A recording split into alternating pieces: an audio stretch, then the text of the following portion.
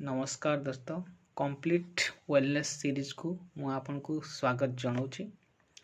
आज प्रश्न, आपण सकाळ उठिबा क्षणी क्लांति अनुभव करछन्ती कि? डियर फ्रेंड्स, ये बयसर समस्या नुह, ये समस्या होची आपनकर भूल रूटीन रो। तीनोटी बड़ भूल। प्रथम होची आमे देर रात्रि पर्यंत मोबाइल देखिबा। सेकेंड रे होची सकाळ उठिकी खाली पेटरे चा पीबार अभ्यास। थर्ड रे होची आपनकर कौनसी प्रकार फिजिकली एक्टिविटी न करिबा। जदि आपण हेल्दी रहिया पई चाहुचंती ताहले किछि अभ्यास करंतु। सकाळ उठिबा खणी प्रथम 5 मिनिट परमात्मा को स्मरण करंतु, प्राणायाम करंतु, डीप ब्रीथिंग करंतु।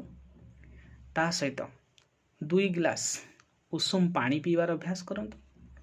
थर्ड रे 10 रु 15 मिनिट किछि फिजिकल एक्सरसाइज करंतु, मॉर्निंग वॉक करंतु। केवल ई सिंपल स्टेप को अभ्यास करंतु आ 7 दिन भितरे आपण फरक अनुभव करंतु। तो एई भलिया छोट छोट वेलनेस टिप्स जानिया पई आम चैनल को फॉलो करंतु। धन्यवाद, थैंक यू।